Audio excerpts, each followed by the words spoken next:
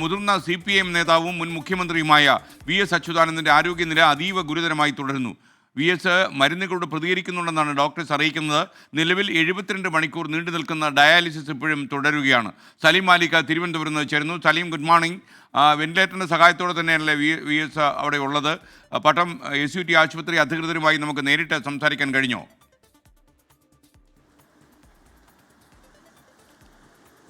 Good morning.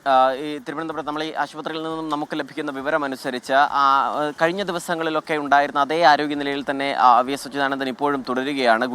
അതീവ ഗുരുതരമായാണ് അദ്ദേഹത്തിൻ്റെ അവസ്ഥ ഇപ്പോഴും തുടരുന്നത്. വെന്റിലേറ്റർ സപ്പോർട്ടോടു കൂടിയാണ് ഇപ്പോഴും ജീവൻ നിലനിർത്തുന്നത് എന്നുള്ളതാണ് ആശുപത്രി അധികൃതർ വ്യക്തമാക്കുന്നത്. നിലവിൽ മെഡിക്കൽ കോളേജിലെ 7 അംഗ വിദഗ്ധ ഡോക്ടർമാരുടെ സംഘമാണ് അദ്ദേഹത്തിൻ്റെ ചികിത്സയ്ക്ക് നേതൃത്വം നൽകുന്നത്. ഇന്ന് 11 മണിയോടുകൂടി ഡോക്ടർമാർ ഉൾപ്പെടെയുള്ള മെഡിക്കൽ ബോർഡ് യോഗം ചേരും. കഴിഞ്ഞ ദിവസങ്ങളിൽ ചേർന്നതിന് സമാനമായ യോഗം ചേരും. അതിന് പിന്നാലെ ഈ നിലവിൽ നൽകുന്ന ചികിത്സ തന്നെ തുടർന്നാൽ മതിയോ, അതല്ല ഏതെങ്കിലും നിലയിലുള്ള മാറ്റം വരുത്തണോ എന്നുള്ള കാര്യത്തിൽ തീരുമാനമുണ്ടാകും. 72 മണിക്കൂർ തുടർച്ചയായി ഡയാലിസിസ് നൽകാനായിരുന്നു തീരുമാനം. അതിൻ്റെ ഭാഗമായി ഇന്നലെയും ഡയാലിസിസ് നടത്തി. അങ്ങനെ ഡയാലിസിസ് പുരോഗമിക്കുകയാണ്.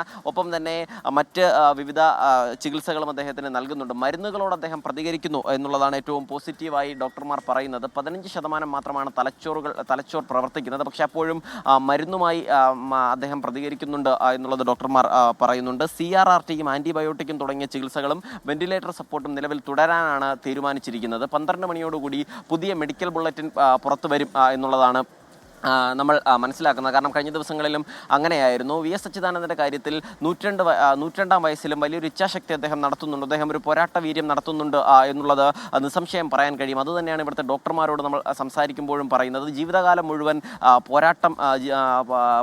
പോരാട്ടം ജീവിതമാക്കിയ മനുഷ്യനാണ്. ഏറ്റവും അവസാനം 102ാം വയസ്സിൽ ഹൃദയാഘാതം വന്ന് ആശുപത്രിയിലേക്ക് പ്രവേശിപ്പിക്കുമ്പോഴും അദ്ദേഹം നടത്തുന്നൊരു പോരാട്ടം അത് അദ്ദേഹത്തിൻ്റെ സ്ഥിരമായ വ്യായാമത്തിൻ്റെ കൂടി ഫലമായിരുന്നു എന്നും ഡോക്ടർമാർ പറയുന്നു. എന്തായാലും ഈ ആശുപത്രിയിലേക്ക് നേതാക്കന്മാരുടെയൊക്കെ നീണ്ട ഒരു നിര ഒഴുക്ക് ഉണ്ടായിരുന്നു. കഴിഞ്ഞ ദിവസങ്ങളിലൊക്കെ ഉണ്ടായിരുന്നു. എല്ലാ പ്രധാനപ്പെട്ട നേതാക്കളും, അത് CPIMൻ്റെ മാത്രമല്ല മറ്റെല്ലാ പാർട്ടിയുടെയും പ്രധാനപ്പെട്ട നേതാക്കളൊക്കെ ഇവിടേക്ക് വന്നിരുന്നു. ഇന്നും പ്രധാനപ്പെട്ട നേതാക്കളൊക്കെ ഇവിടെ സന്ദർശിക്കും എന്നുകൂടി മനസ്സിലാക്കുന്നു.